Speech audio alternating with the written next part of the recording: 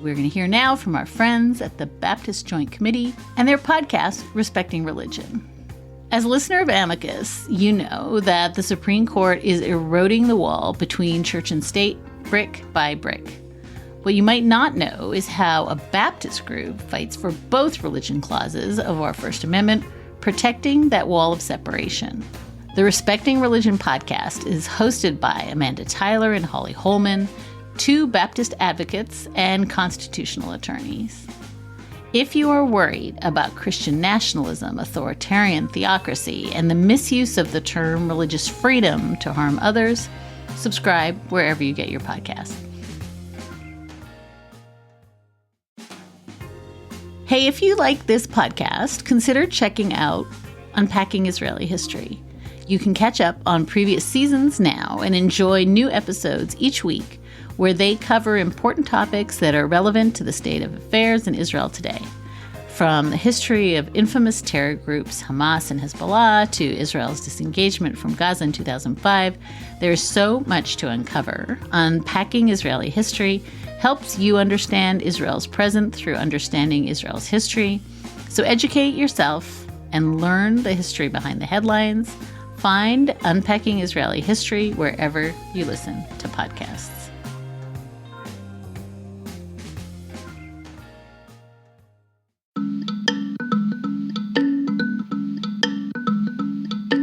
Hi, and welcome to Amicus. This is Slate's podcast about the courts and the law and a Supreme Court that never comes up for air anymore, even as it journeys back and forth between the modern day and the Gilded Age, riding atop a zombie law that was once aimed at obscenity, but gives them a chance to maybe create a national abortion ban.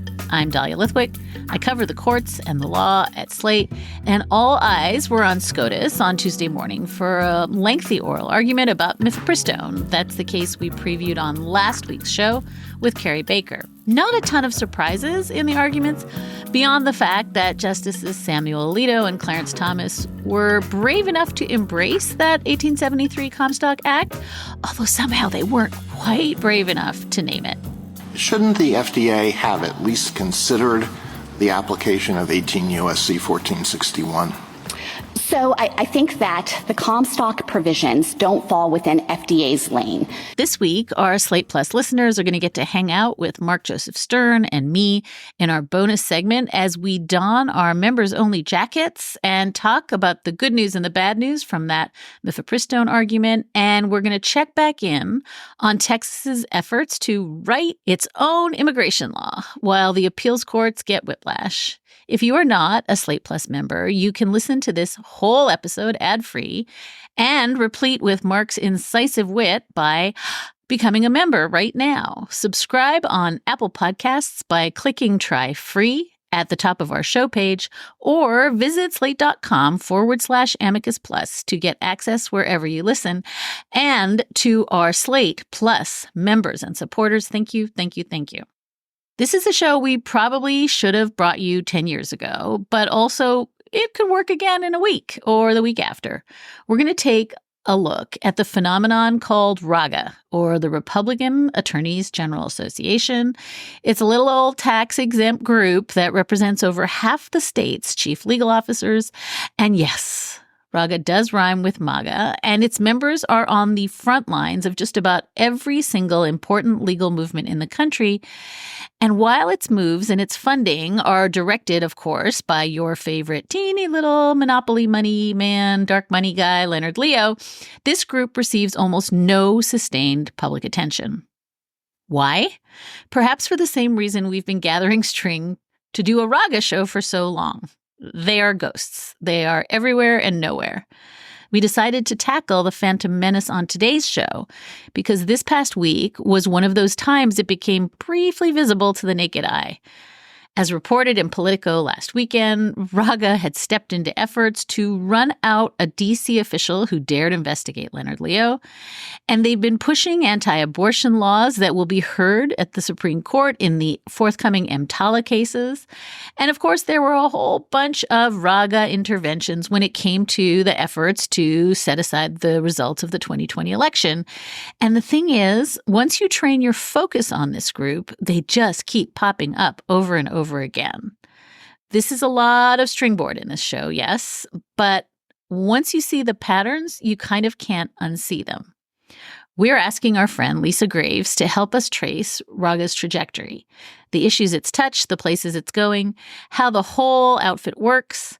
Lisa has been watching RAGA's rise for 2 decades. She is founder and executive director of True North Research, a national watchdog group that works to shine light on the dark money fueling regressive agendas, targeting the courts and democracy. Lisa served as Deputy Assistant Attorney General in the Office of Policy Development at the Justice Department under Attorneys General Janet Reno and John Ashcroft, and she served as Chief Counsel for Nominations for Senator Patrick Leahy in the U.S. Senate Judiciary Committee. Lisa, I want to welcome you back. The last time we had you on the show, ostensibly to talk about Leonard Leo and dark money, we just kept veering into RAGA territory, and we never quite fleshed it out. So today, congratulations, is RAGA Day. Thank you so much for inviting me to be on, Dahlia. It's a joy to be on your show, and looking forward to this conversation. Can you just tell us the Schoolhouse Rock version of what a state attorney general is meant to do? Yes, each state has their own attorney general, and those attorneys general are the top law enforcement officer, in essence, in the state. Their job is to protect the interests of the people of the state, particularly consumers of the state, and they usually have a pretty significant staff, and their primary job is to help ensure that the laws of the state, including environmental laws, protections for people's clean water, clean air, against pollution and more, that those laws are enforced. And so these elections come up from time to time, often in presidential election years, but not always. There will be a position on your ballot to vote for this top law enforcement official in your state.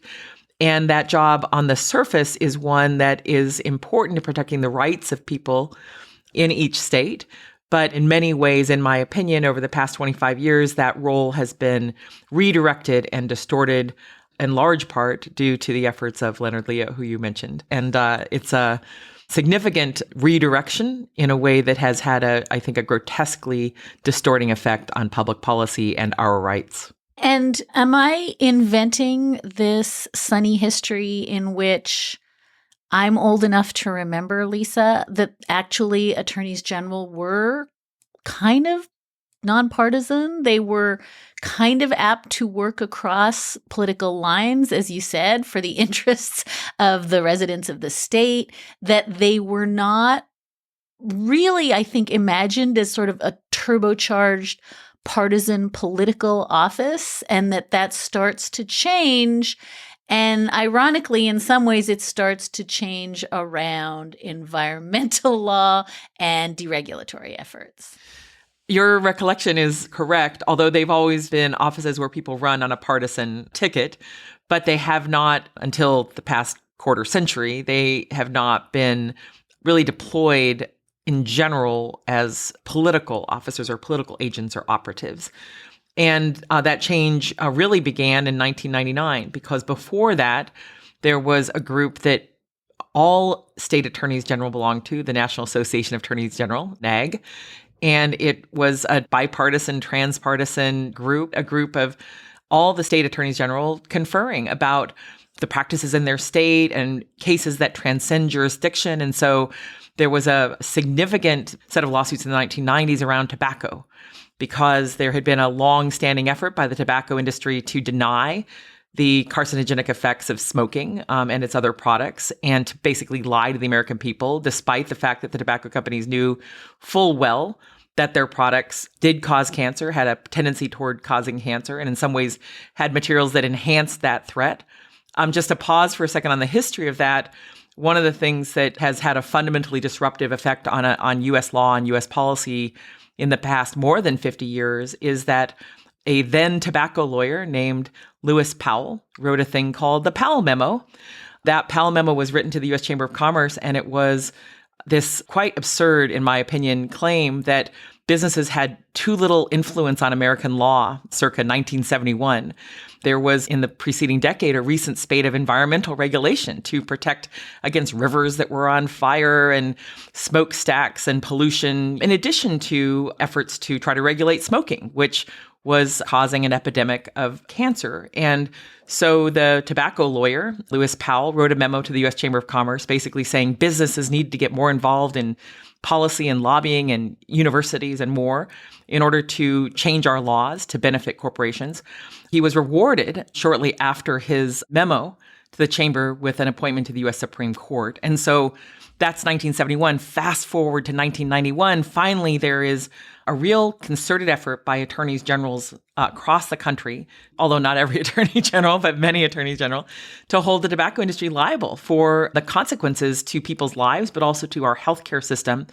As that was ongoing, the Republican attorneys general decided to create their own attorney general association to pursue their own agenda and actually raise money from industry, from the industries that they were supposed to regulate in order to fund this operation, which was designed to basically fuel their campaigns. And I can talk about that more in a moment. But this history is deeply embedded in antipathy to public regulation, government regulation of industries that have literally killed thousands, if not millions of Americans in the form of the tobacco industry, for example.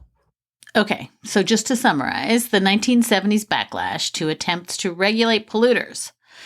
It births the Powell Memo, which in turn births a whole new era of big corporate money seeking to influence law, lawmakers, and law officers. Enter RAGA. When, Lisa, did you first clock the way Republican attorneys general were slotting into this picture? So after they created RAGA in 1999, I first learned of it when I was on the Senate Judiciary Committee when I was Senator Leahy's chief counsel on nominations. And a whistleblower came to us with the call records, basically the call list for these attorneys general to make, to call industry, to ask them for money that they could not raise themselves. They couldn't ask a corporation to fund their personal political campaign, but they were using RAGA, fund RAGA, and then RAGA would collect it and then pass it into their campaigns. So it was a way for them to get power. It was a way for them to get money that they couldn't otherwise raise due to state campaign finance laws, raise it through RAGA, have it be aggregated and then basically disaggregated, not one-to-one, but like the money was flowing through RAGA to help their campaigns. At the time that whistleblower came forward to the Senate Judiciary Committee, it was because there was a nominee who was the head of RAGA at the time. His name is Bill Pryor. I know you've heard of him because he's attacked you and attacked anyone who's dared to speak out about the money that has just been pumping through the system. He was the head of RAGA, and he was up for a nomination to the 11th Circuit. But those documents didn't just include calls from Bill Pryor, who's now a judge, shaking down industry basically for funds for RAGA to help support their future elections. It also included John Cornyn, who had been a former attorney general of Texas and who was on the Senate Judiciary Committee. And it came out of Alabama. And so, of course, Senator Sessions was at the heart of this, making heated attacks on how dare we expose RAGA. So that's when I first heard of RAGA. It was wrapped within a thing called the Republican State Leadership Committee, RSLC, which also was pretty obscure at the time and later became much more famous because of RedMap, their effort to basically capture the state legislatures during the 2010 election in order to rewrite the maps, in order to help themselves get reelected, in essence, indefinitely through changing the maps to choose who votes for them. And so RAGA was within RSLC. RAGA was actively raising money from regulated industries in huge sums. A person who then became a lifetime appointee to the 11th Circuit was at the helm of that operation. Other people were part of that, including John Cornyn. The Republicans shut down that investigation, but I've never forgotten what happened then because that group, that RAGA group, as you mentioned, continued to grow, continued to raise money from industries that otherwise should have been regulated by these attorneys general. And in 2014, the year that article you mentioned by Eric Lipton of the New York Times came out, that was the year that RAGA left RSLC to form its own 527 organization under the tax code. As you point out, that's a nonprofit a group. It doesn't pay any income tax on the revenue, and then that money is spun out into supporting these attorneys general. Since 2014, since it's become its own separate 527, the largest supporter by far of RAGA has been Leonard Leo's network. So 2014, that article comes out in the New York Times talking about how these attorneys general are cozying up to industry. Subsequent to that story, my organization, the organization I led, the Center for Media and Democracy, which I'm still the president of the board, we did a number of FOIA requests for records from these attorneys general about their communications with industry, with the American Legislative Exchange Council, with other groups. We obtained a number of documents that included price sheets about how much it costs to get before these attorneys general, to go to their conferences, to have a table, to have a panel, to have a presentation. And when you look at those documents that are available at the Center for Media Democracy's website, what you see is that RAGA is a pay-to-play operation, and it's paying to play with some of the biggest corporations in America. And they want something for that, and that is manifested in these briefs, in these positions that these RAGA attorneys general take in our states and before our state and federal courts. I had to pause to sigh. So this is, in some sense, Lisa, if it is familiar to listeners, the scandal that broke earlier this year about the Koch brothers having kind of secret conclaves and flying out Justice Clarence Thomas and having like the big donors get to come to the like super, super secret, smoky backroom event at those conferences with Justice Thomas. It's exactly the same kind of pay to play, access to the biggest players, except I guess it comes with a price list, which is nice. It's good to know that it's like the hotel minibar, how much it costs to pay to play what game. But there's the Leonard Leo piece in the middle of this, which is also just incredibly familiar. And this is your job. Follow the money. So help us understand who's paying to play and who are they paying and where does that money go? I mean, it really is shocking that Leonard Leo's network is the largest funder of RAGA. There are corporations that have funded RAGA, Coke Industries, tobacco companies, energy companies, and the like. And we've got a full list. We can send a link to attach to it, or at least the most recent list that we have from tax filings. But this pay-to-play thing is so troubling because, again, these are state attorneys general, and their job is supposed to be to enforce the law. And one of the things I discovered in some of my research about Leonard Leo was that there's this group called the Judicial Education Project, and it is now known as the 85 Fund because these names are all like disposable names for them. But back then, it was called the Judicial Education Project, and we've been looking into it in part because it's the group that Leonard Leo used to pay Jenny Thomas secretly through Kellyanne Conway's firm from a secret donor that was after Harlan Crow staked Jenny Thomas with $500,000 to fund her group, Liberty Central, at the time that the Citizens United decision was pending. So we were looking into this timeline. There's a very important investigation that Heidi Presbilla did to really examine that, and then we've examined it as well. And what you see is this group that is deployed to basically pay Jenny Thomas secretly. When it starts paying Jenny Thomas secretly, it starts filing amicus briefs. And it notes in its filing that it's paying particular attention to the potential of the state of West Virginia to have a new attorney general who became the attorney general who was basically deployed to attack the Clean Power Plan, Patrick Morrisey. So among all the things that are happening, here's a group that is intimately tied to Leonard Leo's operation. It's the group he trusts to get the money into the hands of Jenny Thomas, the wife of a sitting Supreme Court justice, secretly. It's a group that is then focusing at that time, circa 2010, 2011, 2012, on the election of a particular attorney general, investigating what the powers of the attorney general of West Virginia might be. And then Morrisey gets elected and he becomes the tip of the spear in attacking the effort by the Obama administration to write rules, reasonable rules about power plants to try to direct some more of those power plant efforts into climate mitigation. And that nexus, it's a Leo group. It comes exactly at the time that we know Leo becomes one of the most significant funders of RAGA as it becomes an independent 527 in 2014. And they're already immediately spotlighting how can they use West Virginia to advance this agenda that then, you have to watch this for so long because fast forward 8 years from RAGA's separate creation in 2014, suddenly in 2022, just as the court is destroying Roe and overturning Roe versus Wade and the Dobbs decision, In that same term, the court is saying you can regulate basically women's bodies, but you can't regulate corporations to force these utilities to at least put some of their money into renewable energy under the Clean Power Plan. But in that term, the court decided you can't regulate corporations, but you can regulate women's bodies.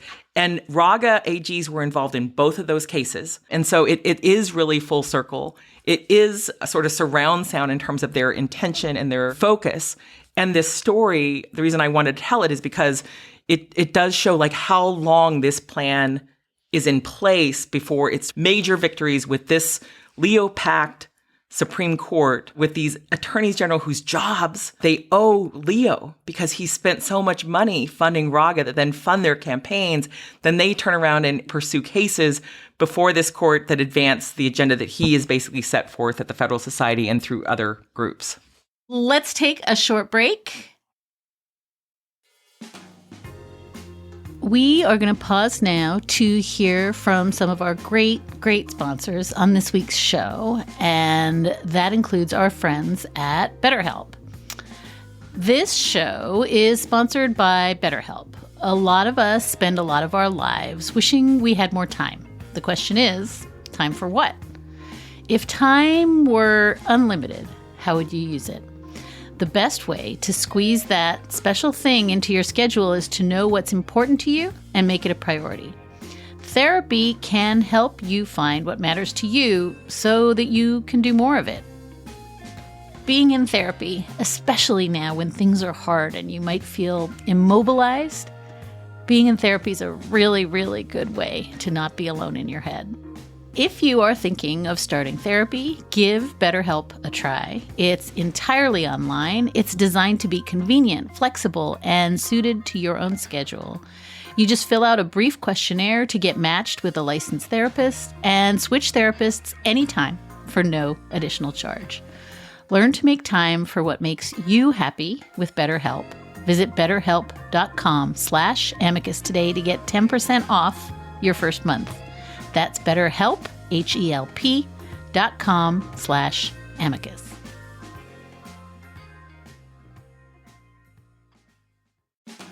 This episode is brought to you by SAP.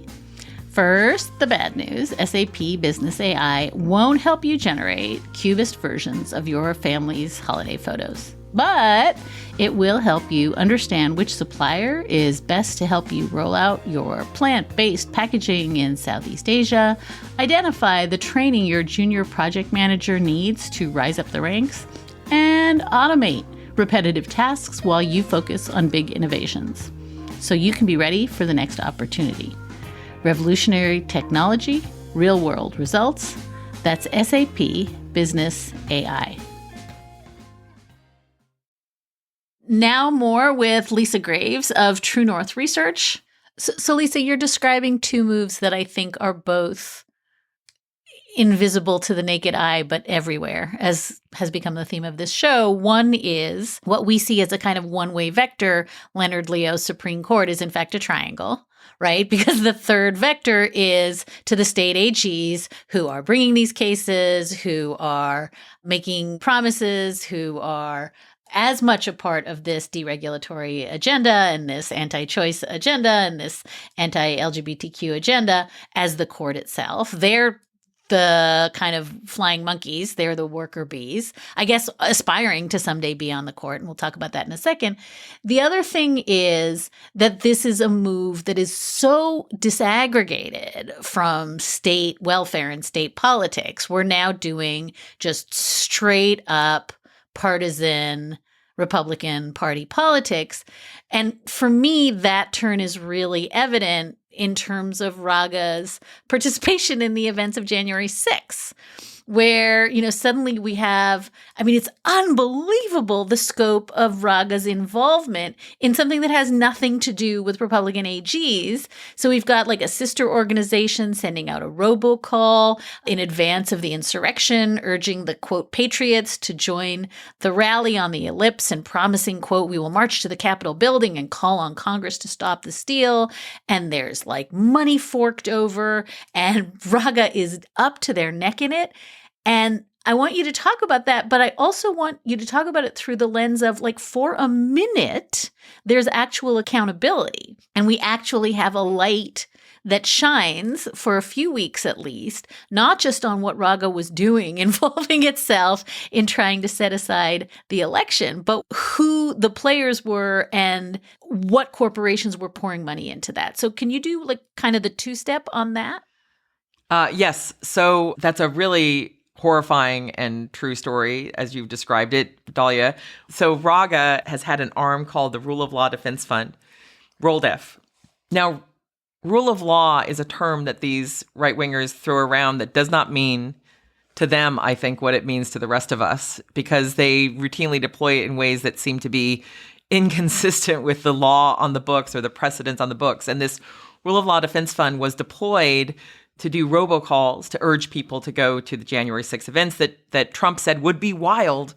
You know, go there on the day that Congress was supposed to be certifying the election, and as he was mounting this intimidation campaign against Pence, unleashing his followers to assail him.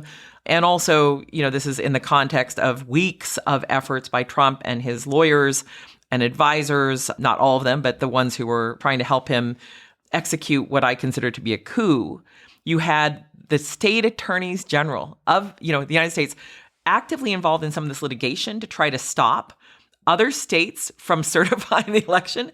Texas was involved in the person of its attorney general, and the governor, was involved in that effort to basically say that other states, their votes shouldn't count. So you had some of these state AGs that are part of RAGA were involved in litigation. The group itself, through this Rule of Law Defense Fund, was actively involved in peddling the big lie, which I call the big lucrative lie, by the way, but the big lie about the election to push people to go to the mall on January 6th. And a group that I co-founded, but I wasn't leading at the time, called Documented, broke that story of those robocalls by the Rule of Law Defense Fund, by RAGA. There was sort of shock and horror that a group of state attorneys general would be involved in essence, trying to aid the precursor events to the violent insurrection at the Capitol. And companies said they weren't going to fund RAGA. They, regretted this, or they, disavowed it. And so for a moment there was a bright light shining on RAGA and on the events around the Capitol and these AGs. But then, like you said, months later, some of those companies came back to fund RAGA. So the accountability light was on and then off.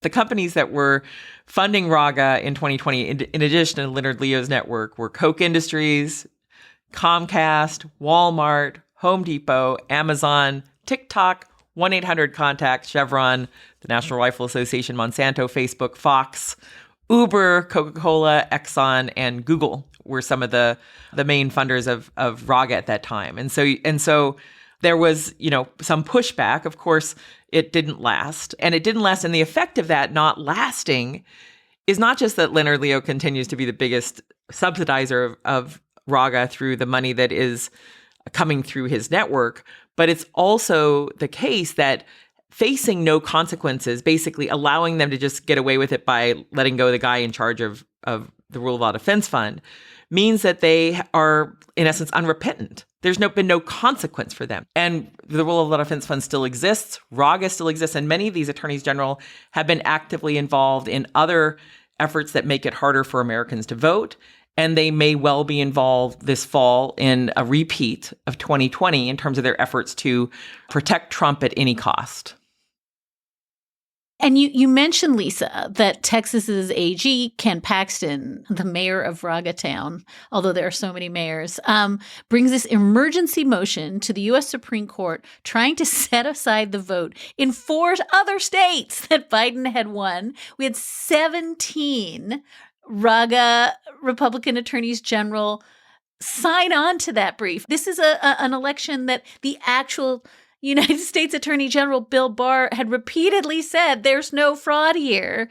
And these guys knew better and got in on the action on pressuring the court. And I just want to point out, because you noted, like, you got to sort of fast forward, these same RAGA actors somehow are neck deep in the Trump immunity suit at the Supreme Court now. They have continued to attack our democracy in a variety of ways, attack elections, our election process in a variety of ways, and even defend, again, the indefensible. This notion that Trump has some sort of unlimited immunity, or this very broad conception of immunity if they even concede, some boundaries, it somehow doesn't apply here.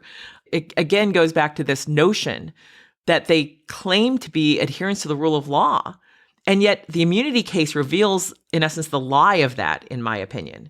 Because if the rule of law means anything, it means that a president is not above the law. And in particular, in this instance, a president who sought to, in my view, commit a cardinal sin in our democracy, which is to try to overturn the legitimate results of the election of 2020, an election that swept into office other people in the Senate and the House who joined him in his efforts to try to subvert the election. They were on the same ballot, but yet were contesting the fact that Trump lost and that he was willing to incite an insurrection in order to accomplish his will. And these attorneys general who claim to abide by the rule of law are willing time and time again to do his bidding, to, in my view, ruin, wreck, undermine our democracy, and with it, our freedoms. So this sweeps in Leonard Leo too, because if we're right that RAGA's actions are sort of the third leg of the stool, then clearly all those puff pieces from the winter about the great distance between Leo's agenda and Donald Trump's, and how they weren't, there was a time when they wouldn't make eye contact at Mar-a-Lago and awkwardness ensued. I mean, these are Leonard Leo's foot soldiers who are presumably all in for MAGA, for Project 2025, for whatever the Heritage Foundation is doing. There's no distance to be found between Leonard Leo's project and RAGA's project and Donald Trump's project when he wins in 2024. I'm sorry, should he win in 2024? Well, that's right. I mean, I read those stories closely. They seemed to be very favorably, sort of perhaps even placed. I don't know. I could speculate. What's the source of the intel that Leonard Leo didn't make eye contact with Trump? It's probably not Trump, let's just say. But regardless of the sourcing of those stories, there's been this PR campaign to create some distance, but there is no distance on the real policy. The real policy, this agenda to use the Supreme Court to strip us of our rights, to use the court to make it harder for us to deal with climate change, to use the court to roll back reproductive rights, gay marriage, and more. These are all part and parcel of Leo's agenda, and these attorneys general are on that agenda. And Trump, despite his efforts to try to maneuver himself around the abortion and the IVF issue, he is the author of that by basically deferring to Leo in who gets on the Supreme Court. But I guess there's a couple parts there that I think are worth thinking about. One is, one of the things that was happening in the past decade was that we know that Barry Seid, who's the Chicago billionaire who ultimately gave Leo control of a $1.6 billion trust fund to deploy at his will, Barry Seid was also secretly funding briefs by who? Republican attorneys general. We helped document that in 2020 during the Amy Coney Barrett hearings, helped show the role of the Bradley Foundation, also in funneling some of that money toward briefs, not just by Republican attorneys general, but by Republican senators sitting on the Judiciary Committee. And so there was an effort by Leo's billionaire benefactor to help fund cases that advance Leo's agenda. And then ultimately in 2020, after Leo gets somehow dramatically richer, seemingly greater assets, and I just have to say this because I can't ever get it out of my head. After Kennedy announced his retirement from the Supreme Court in the summer of 2018, Leonard Leo paid off Leonard Leo's mortgage on his home 22 years early. That fall, on the eve of the vote for Kavanaugh, on the cloture vote day, Leonard Leo buys a $3 million mansion in Maine with $2 million in a mortgage and $1 million cash, basically. Hours before the vote to confirm Kavanaugh. He's still working at the Federal Society. In that same year, one of his right-hand men at the Federal Society, Jonathan Bunch, received more than $1 million to one of these groups that Leo had created. He was also a vice president of the Federal Society. So you have Leo himself and the people around Leo getting a lot of money from people who were interested, I suppose, in what they were doing to the courts. And then Leo stays on at the Federal Society through 2019, the Washington Post writes this amazing expose detailing these facts, this financial boon that Leo seemingly has received while he's been playing this role packing the courts. And after that report comes out, later that year, Leo decides to leave the Federal Society and create CRC Advisors and announces in January of 2020 that he is continuing to stay on the board of the Federal Society, which is a group of, right-wing lawyers that he has used as his stable for, putting people in these pipelines to power, attorney general positions, federal courts, lower courts, the Supreme Court. We learn years later, 2 years later, 3 years later, I guess now for real, that Leo also received this gift of $1.6 billion in a trust fund from Barry Side, who was his compatriot, in essence, or his benefactor in helping to fund RAGA briefs to the U.S. Supreme Court. I know it sounds like a conspiracy theory, but it's true. These are all documented components of this agenda. And the idea, I guess, to come back to your original question is, in some ways, Leonard Leo doesn't need to be friendly with Donald Trump anymore. He's got what he wanted. He has a court that has 6 Republican appointees on it with a reliable vote, in essence, for his long-term agenda. And that court could remain in power for 20 to 30 years, at least a 5-vote majority, unless there are significant reforms that are pushed through by Congress and signed into law by a president. So he has captured the U.S. Supreme Court. He doesn't need to be buddies with Donald Trump. He can use Trump to accomplish his agenda. He can deploy his friends in all these different pipelines to continue to advance his agenda.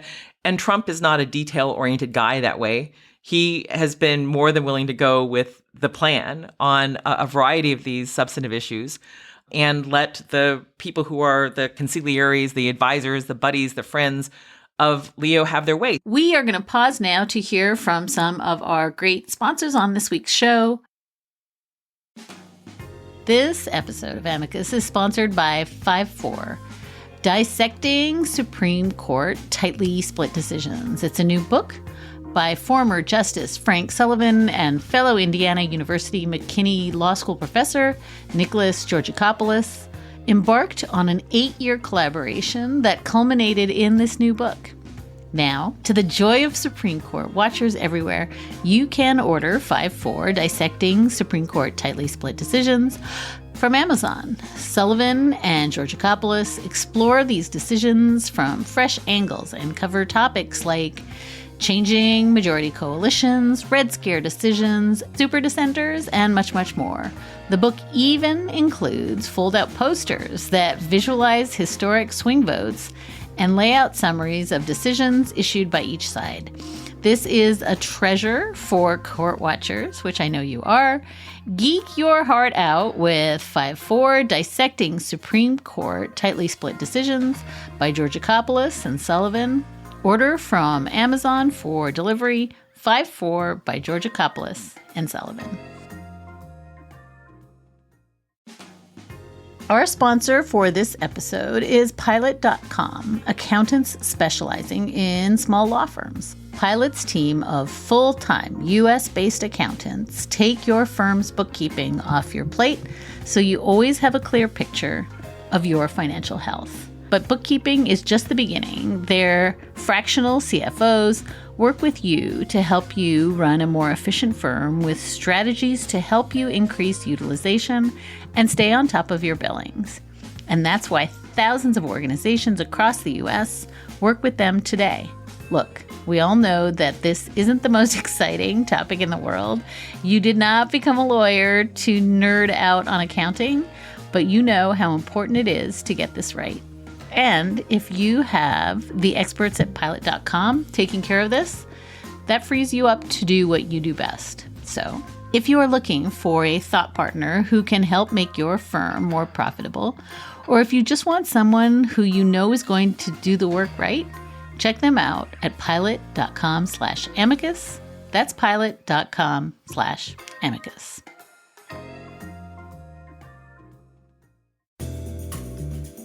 And we're going to hear now from another great sponsor on our show, SAP. This episode is brought to you by SAP. First, the bad news. SAP Business AI won't help you generate cubist versions of your family's holiday photos, but it will help you understand which supplier is best to help you roll out your plant-based packaging in Southeast Asia, identify the training your junior project manager needs to rise up the ranks, and automate repetitive tasks while you focus on big innovations. So you can be ready for the next opportunity. Revolutionary technology, real-world results. That's SAP Business AI. Let's return now to my conversation with Lisa Graves of True North Research. I have to ask you about EMTALA, in part because this week the court heard a mifepristone case. I think we can all agree it did not go well for the folks who wanted to see mifepristone banned nationwide for all time. But EMTALA is a huge big deal. And this is the other abortion case that's coming next month at the court. And this is a case that can similarly really, really jeopardize and undermine abortion care throughout the country. And I wonder if you would just talk to us for one little minute, because of course, RAGA sticky little fingers are all over EMTALA too. Yes. So you have, again, some of these state attorneys general who are involved in amicus briefs in this case. And you have a person who is now the attorney general for Idaho who has spearheaded that effort. His name is Raul Labrador. He was formerly part of the Freedom Caucus when he was in Congress. He was seemingly sort of picked to take over the state AG role in Idaho over a Republican who, apparently maybe was not playing enough ball with the powers that be. So he won a few years ago to become the Attorney General of Idaho, decided after that decision, that he was going to be imposing his personal views against abortion as a matter of law, basically as the Attorney General, but that he somehow didn't have the legal capacity to do it himself. So as Law Dork reported, he contracted with the Alliance Defending Freedom, which is a group that the Southern Poverty Law Center has called a hate group, and which is employs Aaron Hawley, who made the argument before the court this week attacking mifepristone. So basically, the Attorney General of Idaho, who is a lawyer, who has lawyers who work for the state of Idaho, decided that he was going to use Idaho taxpayer dollars to hire the Alliance Defending Freedom to defend the state of Idaho, as if they don't have their own attorneys, in its efforts to not comply with the federal regulations under EMTALA, which that statute has been around for a long time, and it relates to hospitals not being able to turn people away who need care. Like the root of that is if you're in an emergency situation, basically you can't be dumped, you can't be thrown out of a hospital. The hospitals have to provide you emergency care. In this instance, as you know, and as your listeners know, this regulation has been extended by the Biden administration in response to Dobbs to make sure that women, pregnant people whose health is at risk, they come to present themselves in an emergency room, that they have a right to have their health protected. And Idaho has a law on the books that bars abortion except for if someone's life is in danger, and that has been sort of interpreted to be at the brink of death. But EMTALA says you don't have to wait to the brink of death to save someone, to give someone an abortion who needs one, emergency care, because they're in the middle of a miscarriage or they have an other health reason to need an abortion. But Idaho doesn't want to apply that law and has sought out the U.S. Supreme Court with the help of Aaron Hawley and Alliance Defending Freedom to take that case to the U.S. Supreme Court. And that case is really presents, again, like it pierces through the rhetoric that these people who are advancing these extreme anti-abortion laws actually care about the health of women, because they're basically saying they refuse to follow this federal regulation that is designed to protect the health of people who are pregnant when they present themselves in an emergency room, because these people, like Raul Labrador, believe that their personal view on abortion, embodied in the law of Idaho, should only allow someone to get an abortion if they are basically at the brink of death, not in order to protect their health at any earlier point. Last question, and then we will say goodbye, although I could talk to you for 2 more hours. We have now said in 100 different ways. I've got like 50 tabs on my screen, Lisa, telling RAGA stories. RAGA is everywhere. There's no issue that we have talked about on this show over the years that doesn't have a RAGA angle. How is it possible that a pay-to-play operation that vaults people who are AGs, nobody wants to be a state AG forever, this vaults them into positions of power with access, with huge amounts of money they couldn't otherwise raise in order to do the bidding of Leonard Leo? Why has this not caught on as not just like a salient issue, but one of the single most salient issues that people who are worried about the Supreme Court reasonably, who are worried about dark money reasonably, who are worried about voter suppression and the corruption of democracy? How come RAGA isn't at the top of the bill for stuff that they should be thinking about going into an election that is really precarious? Well, in some ways, RAGA operates as it's designed to do as the sort of shield to keep the names of the attorneys general out of the public, press in the ways that they don't want it to be tied to that money raising component. They just want their AGs to be appearing in press releases, announcing their wins or announcing their briefs or what have you.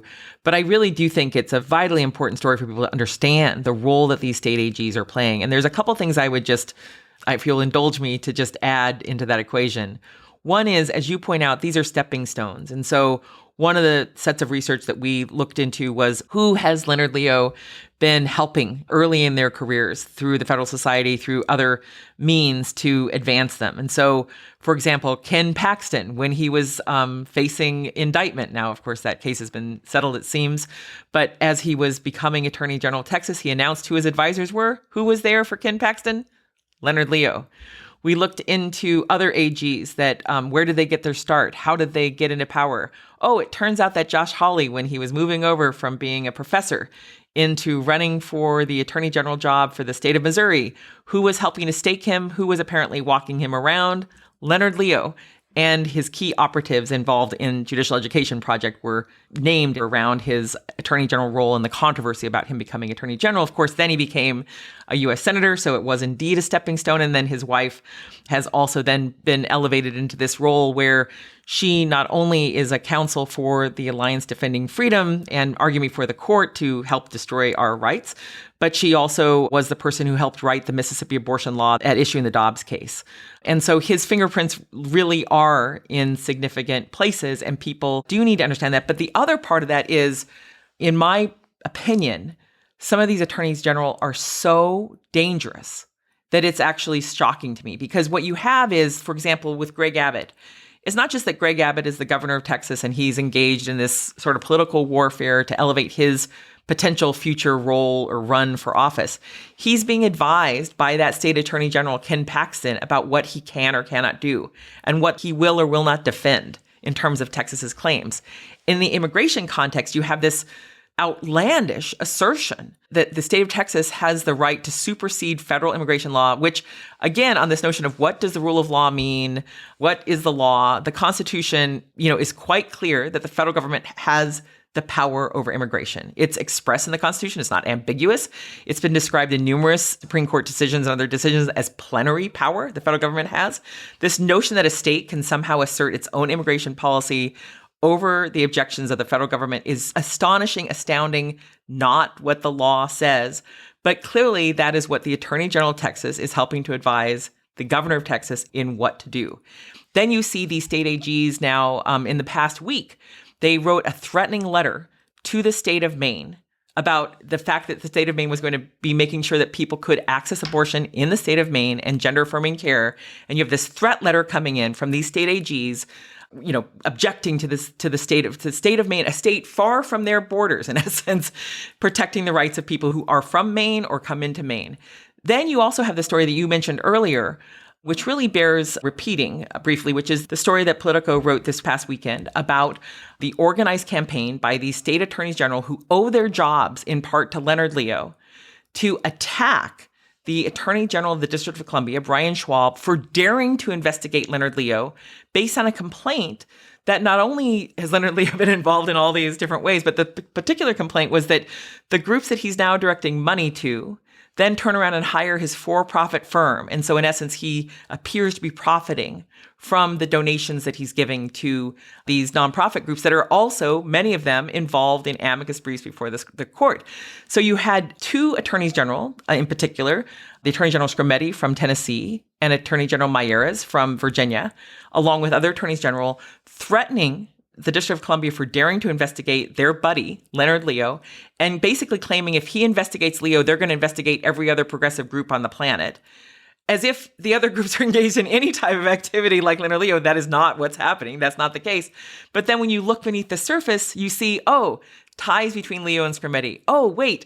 Ties between Leo's longtime buddy at Judicial Education Project, Judicial Crisis Network, a guy named Gary Marks, who then had created a business in Virginia with Attorney General Mayeras before he became Attorney General of Virginia. So these tentacles really are everywhere, and it's genuinely outrageous and outlandish for these state AGs to be threatening another AG for daring to follow and investigate follow the law wherever it leads regarding Leonard Leo. But these AGs are also deployed, as Politico wrote, as Heidi Presbilo wrote in that story. This whole operation is happening at the same time that Leonard Leo's for-profit firm, CRC Advisors, hires a lobbying firm whose focus is oversight by Congress. After that lobbying firm is hired, then suddenly Chairman Comer and Chairman Jordan on the House side decide that they're going to investigate the Attorney General of D.C. So basically, a 1-2 punch. You have the AGs attacking the D.C. AG. Now you have Congress attacking the D.C. AG. And then, as Heidi uncovered in that story, you have one of the core Leo groups making a $250,000 donation to the leadership PAC that supports these same House members the day after the subpoena was threatened against the DC Attorney General. So it is affecting our lives, and it's infecting the integrity of the law. It's infecting a legitimate law enforcement investigation by a duly elected Attorney General in DC who is investigating their benefactor, Leonard Leo. And it's this sort of swirl of what, in my opinion, is corruption is so massive and stinks so badly. And yet in the cacophony of awfulness that we're seeing, from all sorts of quarters, it hasn't yet penetrated the public consciousness of why they should be concerned about what these state AGs are up to. But people should be very concerned because they are up to all sorts of no good, in my opinion. Follow the money. But if you cannot follow the money, follow Lisa Graves. Lisa has been watching RAGA's rise, as she said, for over 2 decades. She is founder and executive director of True North Research, a national watchdog group that works to shine light on the dark money that is fueling regressive agendas, targeting courts and schools. And she is really one of the nation's foremost experts on these massive, massive mental maps of things that seem awfully complicated, but somehow always end up in Leonard Leo's pocket. Lisa, thank you so, so much for being with us. This was a lot, but nobody could have done it better than you. Thank you. Oh, thanks, Dahlia. Thank you so much for having me on, and thank you so much to your listeners for caring about this. I'll just say I have tremendous hope that we're going to see our way through this ongoing crisis, but we have to know what we're up against in order to prevail. So thank you for shining a light. I really appreciate it, Dahlia, and just an honor to be on your show. And that is a wrap for this episode of Amicus. Thank you so much for listening in. Thank you so much for your letters and your questions. And Amanda from Cincinnati reached out this week with a really thoughtful note in response to last week's episode where we spoke to Carrie Ann Baker previewing the mifepristone case. Amanda writes this, quote, "It's possible to use appropriate terms to characterize early-stage embryos, which are very tiny and do not look like baby humans, without minimizing them in an offensive way," end quote. Amanda was referring to the part of the conversation in which we discussed Judge Ho's concurrence citing aesthetic injury. We actually shared Amanda's email with Carrie, and Carrie had this clarification that we also wanted to share. Quote, "I actually worried a bit. When I said that, my comments occurred in the context of talking about the aesthetic injury to the plaintiff doctors, which is why I said you can't see a baby in the first trimester." I know that people feel very sensitive on this topic, especially people who have had miscarriages of wanted embryos in early pregnancy. When I said, quote, there's nothing to see, I meant you can't see a baby, not that there's nothing there, but I can see how people would think I said the latter, end quote. Carrie wrote about this in a piece for Ms. Magazine, and we've linked to her article in the show notes. Thanks to both Amanda and to Carrie for your emails. You can always keep in touch at amicus@slate.com. Sarah Birmingham is Amicus's senior producer. Our producer is Patrick Fort. Alicia Montgomery is vice president of audio at Slate. Susan Matthews is Slate's executive editor, and Ben Richmond is our senior director of operations. We'll be back with another episode of Amicus next week. Until then, hang on in there.